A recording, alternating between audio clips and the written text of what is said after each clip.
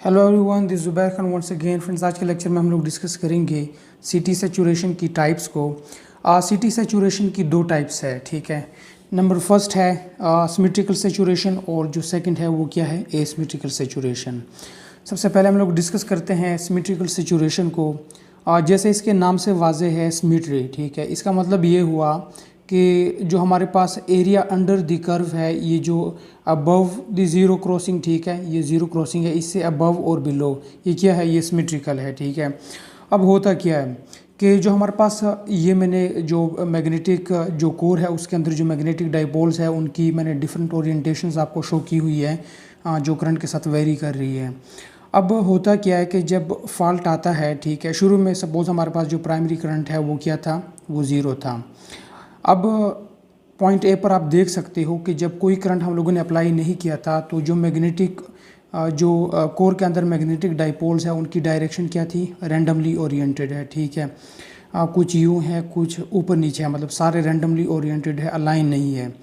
लेकिन जैसे ही अब करंट IP जो है हम लोगों ने अप्लाई किया है तो आप देख सकते हो कि ए में तो सब रैंडमली ओरिएंटेड है, लेकिन A to B क्या हुआ कि जैसे ही ये जो प्राइमरी करंट है ये बढ़ा, ठीक है, तो इसके करस्पॉन्डिंग जो मैग्नेटिक फील्ड होती है वो भी बढ़ जाती है और फिर जो फ्लक्स डेंसिटी है वो भी साथ में बढ़ती रहती है। तो हम लोगों ने देखा कि A to B अभी B पर पहुंचा नहीं है, ठीक है, ये जो पीक है इस पीक पर भी पहुंचा नहीं है। तो जो हमारे पास ये जो मैग्नेटिक डाइपोल्स है, ये जो एक साइड है वो क्या हो गई, अलाइन हो गई फील्ड के साथ। फील्ड की डायरेक्शन भी अपवर्ड है और जो मैग्नेटिक डाइपोल्स है कोर के उसकी डायरेक्शन भी अपवर्ड हो गई। लेकिन ये वाले जो मैग्नेट्स है ये क्या है, ये अभी भी रैंडमली ओरिएंटेड है, ये वाले जो मैग्नेट्स है, ठीक है। अब होता क्या है, क्योंकि यहाँ पर इस पीक पर पहुंचकर जो फ्लक्स डेंसिटी है वो मैक्सिमम पे पहुंच जाती है। अब यहाँ बी में हम लोग देख सकते हैं कि जो फ्लक्स डेंसिटी है वो जैसे ही फ्लक्स डेंसिटी मैक्सिमम पे पहुंची है तो मैग्नेटिक डाइपोल्स है वो क्या हो गए, अलाइन हो गए फील्ड के साथ। फील्ड की डायरेक्शन भी अपवर्ड है और इनकी डायरेक्शन क्या हो गई, ये भी अपवर्ड है, ठीक है। अब B to C हम लोग देख सकते हैं कि फॉर दिस हाफ जो हमारे पास करंट IS है वो क्या है, ज़ीरो है, IS ज़ीरो है हमारे पास। करंट IP जो है वो फ्लो कर रहा है, लेकिन चूंकि CT हमारे पास सेचुरेट हो गया, अब जो मैग्नेटिक डाइपोल्स है वो जो हमारे पास फील्ड के डाइपोल्स है उसके साथ क्या हो गई, अलाइन हो गई। इसका मतलब ये हुआ कि जो हमारे पास जो फ्लक्स डेंसिटी है वो क्या हो गई, अपनी मैक्सिमम लेवल पे पहुंच गई है, ठीक है। अब जो फ्लक्स डेंसिटी है वो मैक्सिमम लेवल पे पहुंचने का मतलब ये हुआ कि जो फ्लक्स है वो फर्दर चेंज नहीं हो रहा। अगर फ्लक्स जो है वो फर्दर चेंज नहीं हो रहा तो कोई EMF जो है वो इंड्यूस नहीं होगी, और अगर EMF इंड्यूस नहीं हो रही तो इसका मतलब ये हुआ कि जो करस्पॉन्डिंग IS है वो क्या हो जाएगा, ज़ीरो करेगा। कोई करंट IS जो है वो सेकेंडरी में फ़्लो नहीं करेगा। अब हम देख सकते हैं कि यहाँ पर अब इस हाफ के लिए जितने भी मैग्नेटिक डाइपोल थे वो अलाइन हो गए। अब करंट IP क्या कर रहा है, कम कर रहा है, ग्रेजुअली कम हो रहा है, उसकी मैग्नीट्यूड कम हो रही है, तो मैग्नेटिक जो फील्ड है उसकी स्ट्रेंथ कम होगी। वो मैग्नेटिक डाइपोल को जो है अब उनकी डायरेक्शन को चेंज नहीं कर सकता। ज़ीरो पर पहुंचने के बाद अब आप यहाँ पर देख सकते हो C to D, ठीक है। आप देख सकते हो कि जैसे ज़ीरो से फिर नेगेटिव डायरेक्शन में जब मैग्नेटिक जो करंट IP है उसकी जब मैग्नीट्यूड बढ़ती है तो जो मैग्नेटिक फील्ड है उसकी भी स्ट्रेंथ बढ़ती है, तो फिर क्या होता है C to D। इस हाफ के लिए ये देखो, ये जो हमारे पास मैग्नेटिक डाइपोल है उसकी डायरेक्शन क्या हो गई, डाउनवर्ड हो गई, फील्ड के साथ अलाइन हो गई।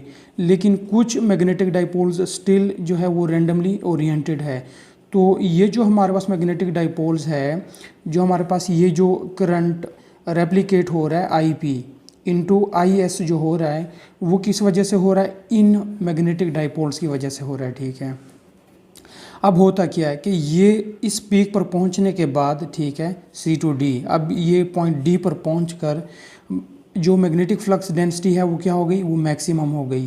जब मैग्नेटिक फ्लक्स डेंसिटी मैक्सिमम हो गई तो अगेन फ्लक्स जो है वो ज़ीरो है, नो चेंज ऑफ फ्लक्स, ठीक है।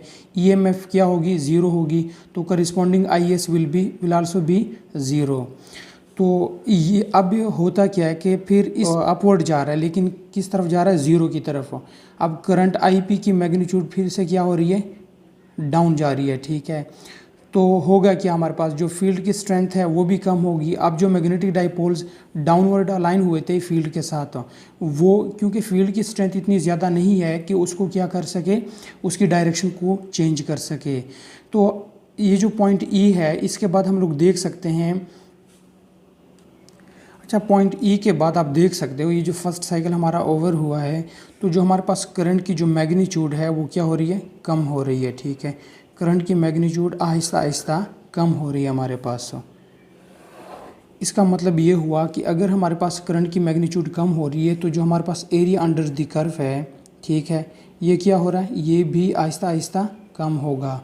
तो जब एरिया अंडर द कर्व कम हो रहा है, एरिया अंडर द कर्व हमें पता है कि अगर जो एरिया अंडर द कर्व है वो क्या है,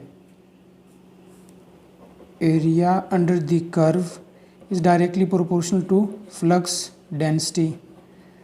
तो अगर एरिया अंडर द कर्व कम हो रहा है तो फ्लक्स डेंसिटी कम हो रही है, और अगर फ्लक्स डेंसिटी कम हो रही है तो हमें पता है कि less number of magnetic dipole जो है वो अलाइन होंगे फील्ड के साथ। ठीक है, तो अगर less number of magnetic dipoles align हो रहे तो इसका मतलब है कि जो हमारे पास करंट आई पी है वो रेप्लिकेट होगा इनटू आई एस, और जो सी टी सेचुरेट होगी वो फॉर वेरी लेस टाइम होगी। ठीक है, अब यहाँ पर आप देख सकते हो कि फॉर दिस टाइम जो हमारे पास सी टी है वो क्या हो रही है, सेचुरेट हो रही है, for very less time C T saturate हो रही है। और ये जो हमारे पास अब अगर थर्ड साइकिल के अंदर देखेंगे तो फर्दर जो है वो करंट आईपी की मैग्नीट्यूड जो है वो कम हो रही है। ठीक है, क्योंकि हमारे पास जो फॉल्ट करंट है वो क्या हो रहा है, आहिस्ता आहिस्ता क्लियर हो रहा है। तो अब यहाँ पर जो एरिया अंडर द कर्व है वो बिल्कुल कम हो गया। ठीक है, मतलब कि less number of magnetic dipoles जो है वो अब अवेलेबल है। तो इसका मतलब ये हुआ कि जितना भी अब हमारे पास करंट आईपी होगा वो रेप्लिकेट होगा into IS for long time. ठीक है, अब इस पूरे टाइम के लिए करंट आईएस जो है वो रेप्लिकेट, करंट आईपी जो है इनटू आईएस रेप्लिकेट हो रहा है। ठीक है, और यहाँ पर आप देख सकते हैं कि यहाँ पर for this time it was replicating. ठीक है, और ये जो टाइम था इसके लिए करंट आईपी तो फ्लो कर रहा था, लेकिन जो हमारे पास करंट आईएस था वो क्या था, ज़ीरो था। अच्छा, तो अब हम लोग देखते हैं एसिमेट्रिकल सेचुरेशन को। एसिमेट्रिकल सेचुरेशन जैसे नाम से वाज़े है एसिमेट्री। ठीक है, मतलब कि ये जो ज़ीरो क्रॉसिंग है हमारे पास, इसके अबव और बिलो जो एरिया अंडर द कर्व है वो क्या है, वो सिमेट्रिकल नहीं है। अब आप यहाँ पर देख सकते हो ये जो एरिया है वो लेस है as compare to this one, और यहाँ पर क्या होता है हमारे पास, इस ये जो एसिमेट्रिकल सिचुएशन है इसमें हमारे पास डीसी कंपोनेंट होता है। ठीक है, और जो हमारे पास ये सिमेट्रिकल सिचुएशन है यहाँ पर कोई डीसी हमारे पास नहीं होती। ठीक है, अब यहाँ पर जो हमारे पास सिचुएशन होती है वो करंट आईपी के मैग्नीट्यूड की वजह से नहीं होती। ठीक है, बल्कि किसकी वजह से होती है, ये डीसी कंपोनेंट की वजह से होती है। अब ये जो अच्छा, अब आप देख सकते हो कि जैसे जैसे ये एसिमेट्री ख़त्म होती जाती है, ठीक है, जैसे जैसे ये एसिमेट्री हमारे पास ख़त्म होती जाती है तो क्या होता है, हमारे पास जो डीसी कंपोनेंट है वो भी डिके होता जाता है, और जैसे जैसे डीसी कंपोनेंट डिके होता जाएगा तो जो सेचुरेशन है वो फॉर वेरी लेस टाइम होगी। ठीक है, और ये जो हमारे पास सिमेट्रिकल सेचुरेशन है इसमें क्या होता है, हमारे पास नॉर्मली जो फर्स्ट साइकिल होता है उसके फर्स्ट हाफ में हमारे पास सेचुरेशन हो जाती है, जबकि एसिमेट्रिकल सेचुरेशन में हमारे पास सेवरल साइकिल्स लगते हैं सिटी को सेचुरेट होने में। अच्छा, अब आप देख सकते हो कि यहाँ पर जो है स्टार्ट पे फॉर सम टाइम जो हमारे पास करंट है वो क्या है, ज़ीरो है, मतलब डीसी है यहाँ पर। ठीक है, और ये जो एरिया है ये जो सिमेट्रिकल में था उसके कंपैरिजन में अब यहाँ पर तो मैंने कुछ ऐसा शो किया हुआ है, लेकिन ये क्या है, इसको मुझे कुछ यूँ शो करना चाहिए था, क्योंकि इसमें एरिया अंडर द कर्व थोड़ा कम होता है। ठीक है, तो एरिया अंडर दी कर्व अगर कम है तो इसका मतलब है कि जो फ्लक्स डेंसिटी है वो भी कम होगी, तो less number of magnetic dipoles जो है वो फील्ड के साथ अलाइन होगी, और जो सिटी है वो सेचुरेट नहीं होगी। तो जो फर्स्ट साइकिल है उसके फर्स्ट हाफ के लिए क्या है, जो मैग्नेटिक डाइपोल्स है उसी तरह रेंडमली ओरिएंटेड है। ठीक है, अब जब नीचे हम लोग आएंगे ए टू बी, चूँकि तो ए टू बी में कुछ मैग्नेटिक डाइपोल जो है वो अलाइन हो जाएंगे, ठीक है, और जो कुछ मैग्नेटिक डाइपोल्स है वो स्टिल रैंडमली ओरिएंटेड है, क्योंकि एरिया अंडर द कर्व यहाँ पर क्या हमारे पास वो कम है। अगर एरिया अंडर द कर्व कम है तो फ्लक्स डेंसिटी क्या होगी हमारे पास, वो भी कम होगी। ईएमएफ जो है वो भी वो क्या होगी, मतलब अगर फ्लक्स डेंसिटी कम है तो इसका मतलब है कि ईएमएफ जो है वो इंड्यूस होगी और करस्पॉन्डिंग आईएस भी फ्लो करेगा। तो यहाँ पर हम लोग देख सकते हैं जो सेकंड साइकिल है कि जो एरिया अंडर द कर्व है वो कुछ ज़्यादा हो गया हमारे पास इसके कंपैरिजन में, ये जो था, क्योंकि ये जो है वो बढ़ रहा है। एरिया अंडर द कर्व अगर बढ़ रहा है तो इसका मतलब ये हुआ कि फ्लक्स डेंसिटी जो है वो भी बढ़ेगी। तो फॉर दिस टाइम जो सी है वो क्या है, जो करंट IP है उसको रेप्लिकेट करेगा, और for this time current IS क्या है, 0 है। नो डाउट IP जो है वो फ्लो कर रहा है। तो अब जैसे जैसे ये फॉल्टी करंट जो है वो ख़त्म होता जाता है, फॉल्टी करंट की जो मैग्नीट्यूड है वो कम होती जाती है, करंट नॉर्मल होता जा रहा है। तो फॉर वेरी लेस टाइम हम लोग यहाँ पर देख सकते हैं कि सी क्या हो रहा है, सेचुरेट हो रहा है। तो क्योंकि less number of magnetic dipole जो है इस लम्हे हमारे पास अवेलेबल है, और जो एरिया अंडर द कर्व है वो क्या हो रहा है, एरिया अंडर द कर्व भी कम होता जा रहा है यहाँ पर।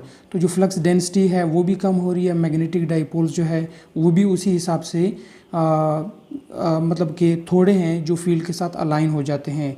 और यहाँ पर हम लोग देख सकते हैं कि फॉर मोर टाइम जो है जो करंट IP है, करंट IS है वो रेप्लिकेट हो रहा है फ्रॉम IP, और जो हमारी CT है वो अब सेचुरेट नहीं हो रही अंटिल के सारे जो मैग्नेटिक डाइपोल्स है वो फील्ड के साथ अलाइन हो जाए।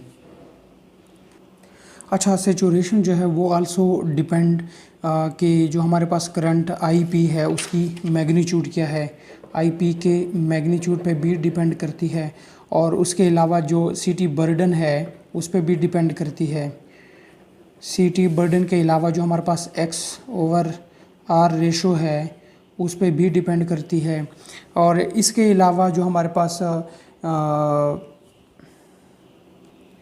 और इसके अलावा जो है टाइप ऑफ लोड पे भी डिपेंड करती है, ठीक है, कि आपके पास जो लोड है वो क्या रेजिस्टिव है या इंडक्टिव है। अगर हम लोग रेजिस्टिव लोड के केस में देखें तो सपोज़ ये आपके पास क्या है, ये जो आपके पास करंट है उसकी मैग्नीट्यूड है, ठीक है। अच्छा, अब यहाँ पर होता क्या है, सपोज़ फॉर दिस हाफ, ये जो हाफ है इसके लिए क्या है हमारे पास करंट IS जो है वो रेप्लिकेट हो रहा है, और फॉर दिस हाफ जो हमारे पास IS है वो क्या है, 0 है। IP फ्लो कर रहा है लेकिन IS जो है वो 0 है। तो होता क्या है कि यहाँ तक तो IS हमारे पास आ रहा था, ठीक है, और इसके बाद क्या हुआ कि जो करंट है वो इंस्टेंटली उसने अपनी डायरेक्शन क्या कर दी, चेंज कर दी, 0 हो गया, ठीक है। फिर इसी हिसाब से यहाँ पर भी ऐसे ही होगा इस साइकिल में, ठीक है, ठीक है। और यहाँ पर क्या होता है कि फॉर लेस टाइम चूँकि CT सेचुरेट होती है, फॉल्ट क्लियर होता जा रहा है हमारे पास, ठीक है। लेकिन जो हमारे पास RL लोड होता है उसके केस में ऐसा नहीं होता, चूँकि जो इंडक्टर है उसके चूँकि इंडक्टर के केस में जो करंट है वो अपनी डायरेक्शन को इंस्टेंटली चेंज नहीं करता, करंट जो है वो इंस्टेंटली चेंज नहीं होता इंडक्टर के अंदर। उसमें क्या होता है, सपोज़ ये आपके पास जो है वो करंट है, ठीक है, जो हमारे पास साइन वेव है वो कुछ यूँ है। तो सपोज़ इस टाइम के लिए हमारे पास करंट IS जो है वो रेप्लिकेट कर रहा था, ठीक है। अब क्या होता है कि यहाँ से वो डायरेक्ट जो है वो चेंज 0 नहीं होगा। इंडक्टिव के केस में जो करंट IS है वो डायरेक्ट जो है वो 0 नहीं होगा। फॉर सम टाइम जो है ये इंडक्टर जो है वो अपना कुछ पावर जो है वो डिलीवर करेगा, ठीक है, मतलब अचानक जो है अपनी डायरेक्शन को चेंज नहीं करेगा।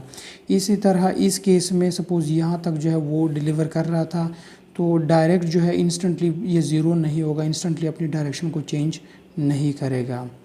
तो फ्रेंड्स, अगर वीडियो आपको अच्छी लगी है तो इसे लाइक करें, शेयर करें और चैनल को सब्सक्राइब करना ना भूलिए। Thank you so much.